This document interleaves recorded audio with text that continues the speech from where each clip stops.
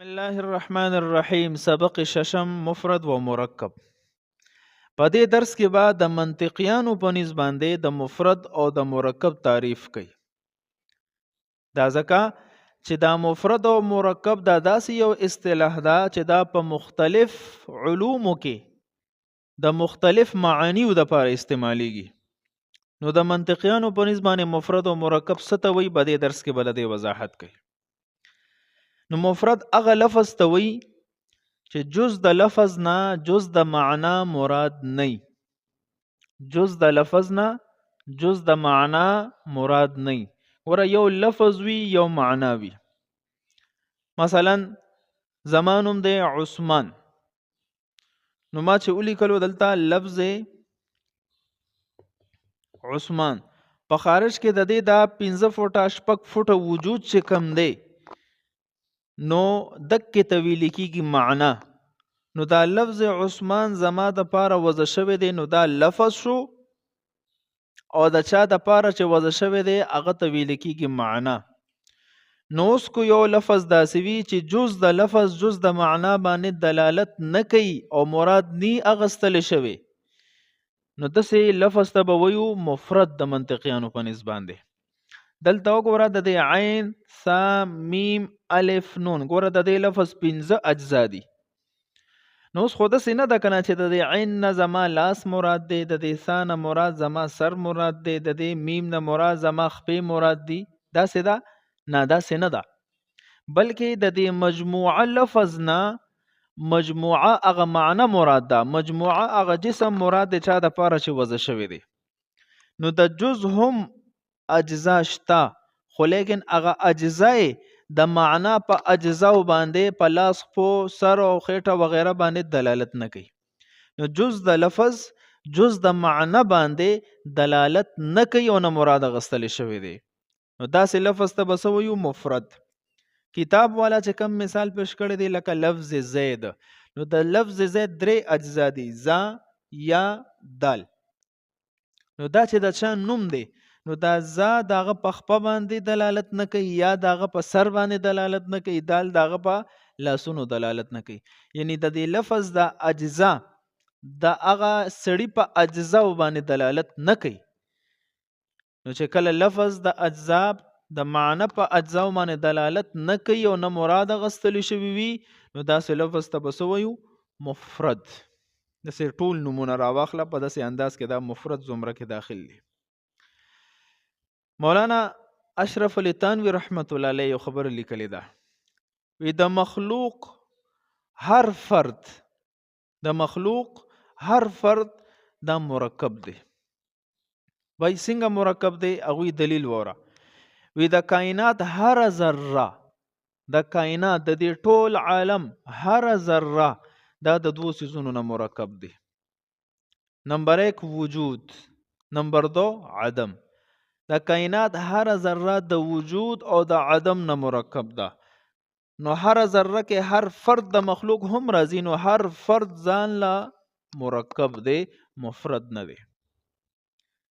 نو کو په دغه نسبت وګورو نو رب ذوالجلال چې کوم دی دا مرکب نه دی، مفرد دی.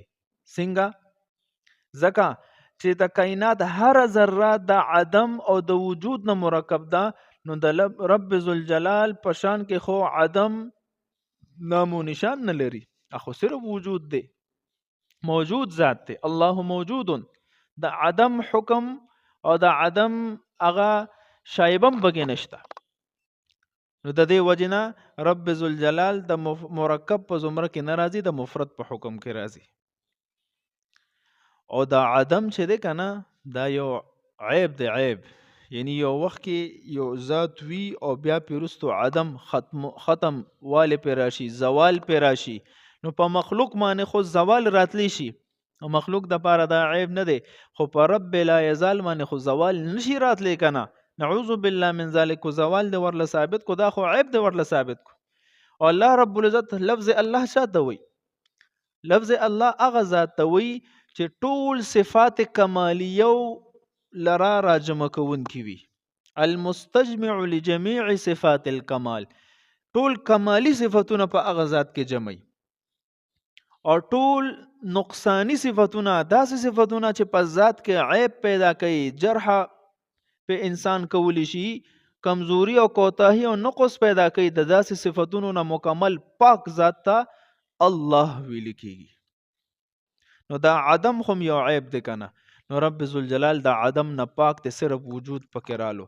صرف وجود رالو نو د مفرد په زمره کې داخل شو، مرکب په زمره نه ووت. نو لفظ زید کې غور وکا. نو لفظ زید دا مجموعه لفظ خو په مجموعه معنا او هغه جسم باندې دلالت کوي، خو لیکن د دې مجموعه چې کم اجزا دي زا یا دال دا معنا په اجزا باندې دلالت نه کوي، نو دې ته ویل کېږي مفرد. بیا د دې مفرد 4 قسمه صاحب کتاب ذکر کوي. نمبر 1 چې یو لفظ داسې وي چې دغه اجزا نه بس دا به مفرد کې ورچي. مثلا په اردو زبان کې دی یو مثال ورکړی دی، لفظ کې نور مسره شارحین لیکلی دی لکه واو، موږ کنه واو شخص دا واو لفظ دا غرنګي یہ کتاب وایو کنه یہ، نو دا الفاظ پکې هم شامل دي.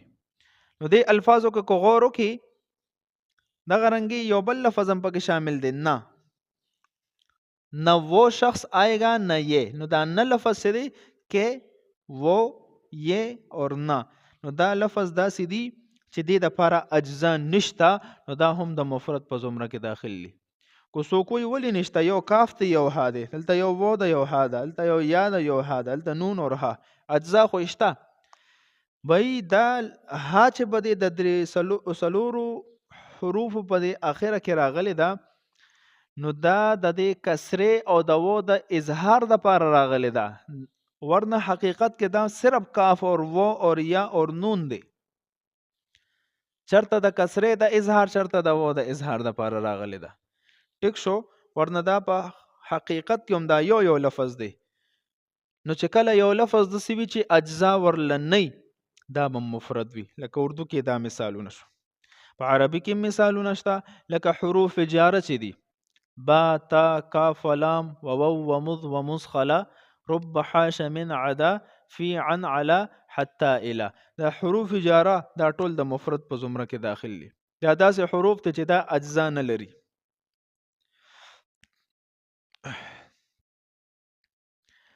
نو یو قسم دا شو داسې الفاظ چې اجزا نه لري، دا به مفرد زمره ته ورسي. دویم قسم داسې الفاظ چې اجزا خو لري خو لیکن هغه اجزای معنادار نه، اجزای معنادار نه، معنی نه لري نو دا به هم د مفرد کې ورچي. لکه مثال په تور باندې انسان، نو دا انسان د 5 اجزاو نه جوړ دی، الف نون سین الف نون.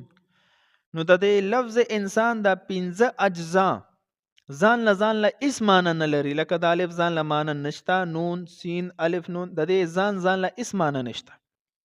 دا چې کله تر جمع کی نو دا مجموعه یو مستقل معنی او مفهوم لري، چې په خارج کې دا حیوان ناطقون ته ویل کیږي، حیوان ناطق ته انسان ته وي.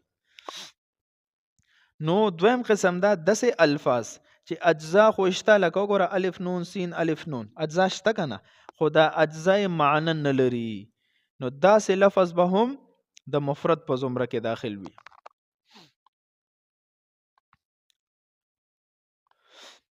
د دې یو مثال لکه انشاء لفظ دی، انشاء.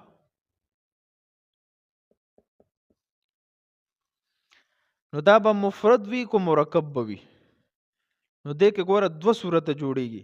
کو چرته ته دا انشاء لفظ دا انشا ينشي انشاء د باب افعال نه ته مصدر مراد واخلي، نو بیا خو دا انشاء لفظ مفرد دی. ولی او د دویم قسم کې داخل دی چې د لفظ اجزا شته خو د لفظ اجزا معنادار نه دي، نو بیا خو دا مفرد شو. او کو د انشاء نه ته مراد دا واخلي چې دی کې دا ان لفظ کم دی، دا ان شرطیه دی، او دا شاء دا شاء یشاء فتح یفتحون شاء د فعل ماضی معلوم صيغه د صيغه واحد مذکر غائب. نو په دې صورت کې چونکې دوه الفاظ رالل او ان ځان له په شرط باندې دلالت کوي، شاء ځان له په فعل ماضی په تیر شوی زمانه دلالت کوي، نو هر یو لفظ په هر یو معنا باندې دلالت کوي، نو اوس به دا مرکب وي، اوس مفرد بنئ. ورسېده په انشاء کو چرته د انشا ينشي انشاء نه واخلې، نو دا انشاء به مصدر شي د باب افعال، نو بیا به مفرد شي. او کنه ته پکې دا ان حرف شرط واخلې او شاء د فعل ماضی صيغه مراد واخلې، نو بیا به ان ځان له په معنی دلالت کوي، شاء ځان له په فعل ماضی باندې دلالت کوي، نو هر یو لفظ په خپل معنا باندې مفهوم باندې دلالت کوي، نو دا اوس مرکب شو، مفرد نشو. پوه شو به لکه. او دا دوانه معناګانې قران کریم کې استعمال دي، لکه ستجدونی ان شاء الله من الصابرین. ان شاء ګوره ان شاء خو بیا د لیکلو انداز به جدا وي، کو چرته ان شرطیه واخلي او شاء فعل ماضی والے، نو بیا به رسم الخط داسې وي، ځان له به لیکي چې پته لګي. او کو چرته تی مصدر مراد اخلي د انشا ينشي انشاء باب افعال، نو بیا طریقه هم دغه ده، د انشاء دا ټول به یو ځای لیکي.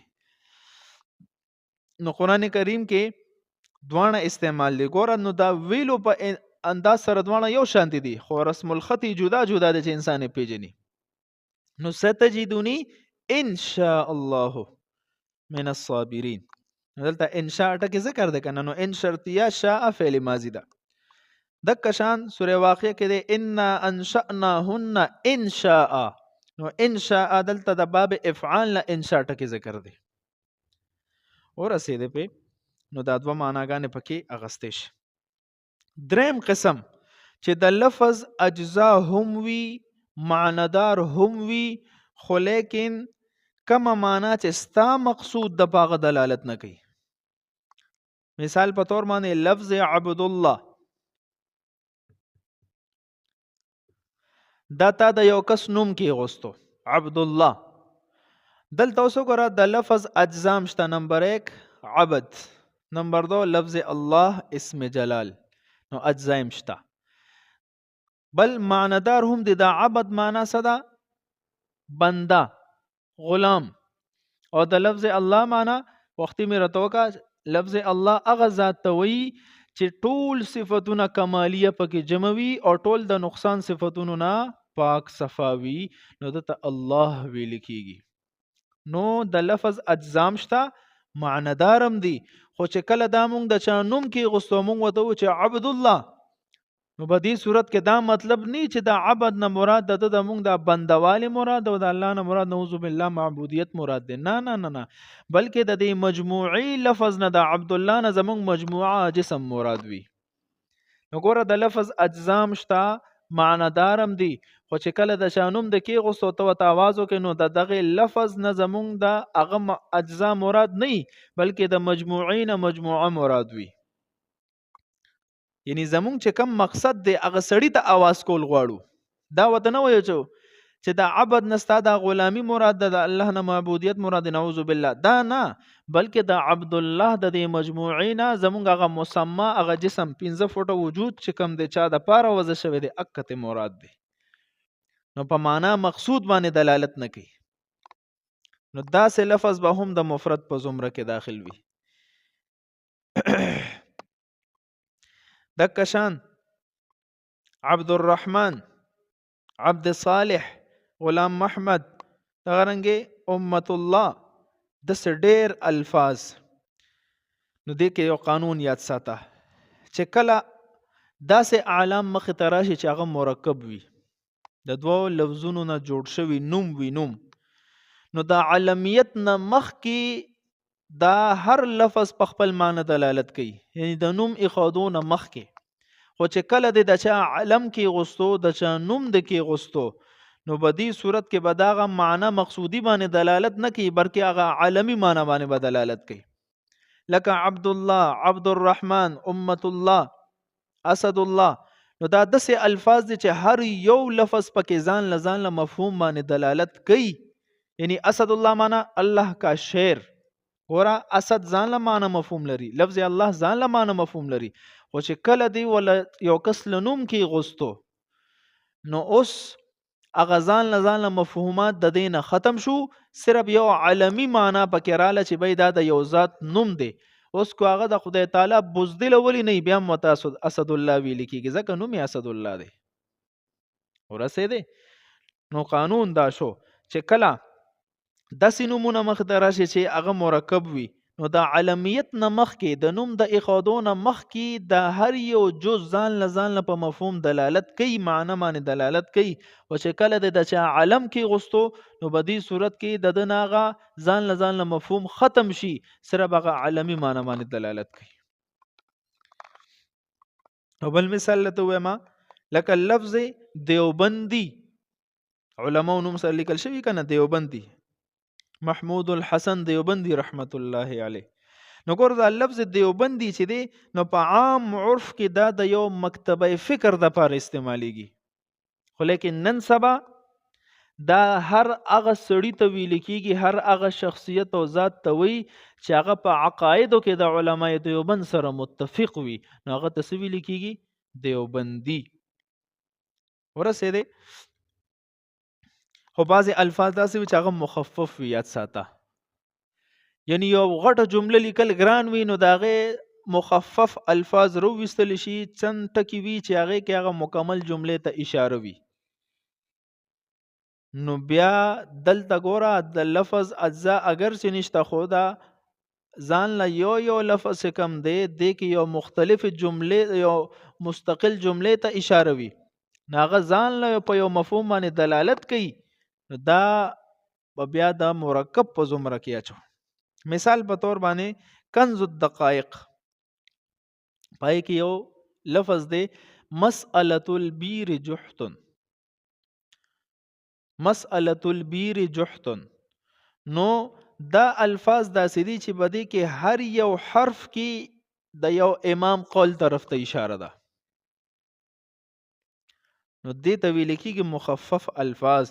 نو داسې مخفف الفاظ چې کم راشي کنه هر ځای کې لکه الارچ مونږ وایو کنه الارچ ته ځو، نو دا الارچ دا د هسپتال د مستقله غټ نوم لره مخفف شوی دی.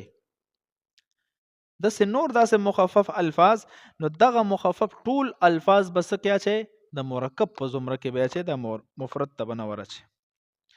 او سلورم قسم چې د لفظ اجزا هم وي، معنادار هم وي، په معنا مقصود باندې دلالت هم کوي، خو لیکن دغه دلالت تا مراد نی اغستلې، ستا مقصد نی، تا مراد نی اغستلې، نو داسې حالت کې به هم دک لفظ چا د پاره وضع شي، دا به د چا په زمره کې داخل وي؟ د مفرد په زمره کې داخل وي. مثال په طور باندې لکه حیوان ناطق، حیوان ناطق دا مونږ د یو کس نوم کې غوستو چې دته به حیوان ناطق وایو. نو ګوره دا حیوان ناطق د دې اجزام شته، یو د حیوان بل د ناطق، او اجزای معنادار هم دی. حیوان چاته وای؟ چا که چې حیات وي، زندگی وي، جاندار ہونا، او د دې بل لفظ معنی ناطق صاحب عقل ہونا. نو ګوره اجزام شته معنادارم دی، او چا د پاره چې د نوم کې غوستو نو هر یو لفظ پاغه کې په مستقل مفهوم باندې دلالت هم کوي، لکه حیوان داغه په زندګي او په جاندار کېدلو دلالت کوي، او دا ناطق داغه په عقل دلالت کوي.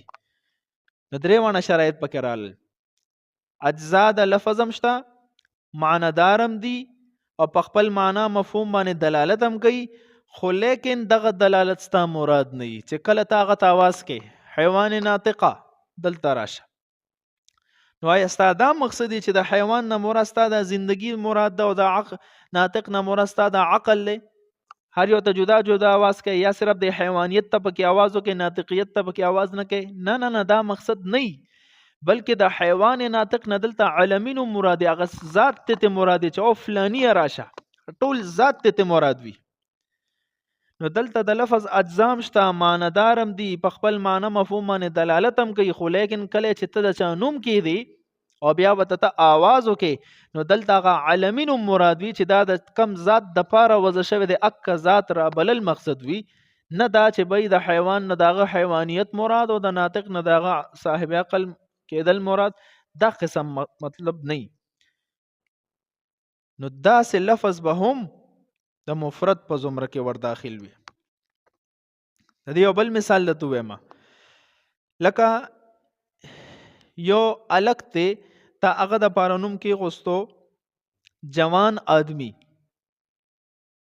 جوان آدمی یا یو آسان کتاب دی، ډیر انتهایی آسان دی فرض کا ویلو کې، او تا ول نوم کې غوستو آسان کتاب، سهل کتاب.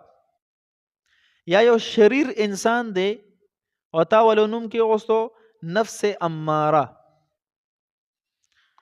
نو ګوره دا نفس ځان له په معنا مفهوم دلالت کوي، اماره ځان له په مفهوم دلالت کوي. آسان کتاب، آسان ځان له مفهوم لري، کتاب ځان له مفهوم لري. جوان آدمی، جوان ځان له مفهوم لري، آدمی ځان له مفهوم لري، او په خارج کې پاغه باندې دلالت هم کوي. خو لیکن چې کله ته دا د چا نوم کېږدې نو د علمیت د پس اوس د دې اجزا د هغه په اجزا باندې دلالت نه کوي. چې اوس ته مثلا आवाज کې جوان آدمی د چا نوم دی، چې هغه راشي نو د جوان نستا د هغه ځواني مراد ده او د آدمی نه دغه سړیتوب مراد نه نه نه نه، بلکې د دې مجموعې نه دغه مجموعه نفس او ذات مراد دغه ځان ته ترابلی. نو داسې قسم الفاظ به هم د مفرد په زمره کې داخل وي. نه د مفرد مکمل تفصیل وش. اور مرکب چاته وي دا هغه لفظ ته وي چې جز د لفظ نه جز د معنی باندې دلالت کول مراد اغستل شوی وي، دلالت کوي. مثال په تور باندې زیدون قائمون، زید کڑا ہے. نو دلته زید خداغه په دې 15 شپږ وټو وجود باندې دلالت کوي، او دا قائمون دغه په دې ولاړ قیام باندې دلالت کوي. صحیح شو. اوس علماء لیکلي دي کو شرط دا ټوله جمله د چانوم کې غوستو، زیدون قائمون د چانوم کې غوستو.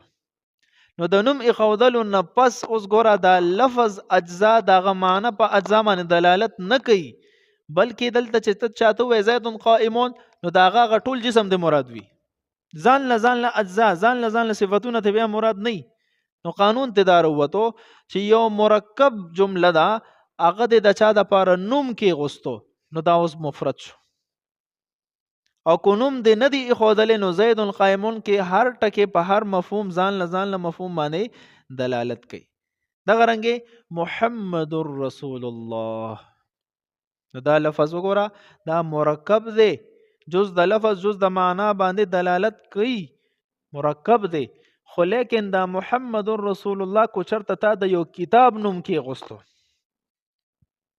د یو یونیورسيټي نوم د کې غوستو، نو په دې صورت کې دا محمد رسول الله چې کله دا پوره ټکی ذکر شي نو دلته به بای هغه کتاب مراد وي، هغه یونیورسيټي او کالج به مراد وي، هغه مدرسه به مراد وي، د کم د پاره چې د نوم اخودل دي.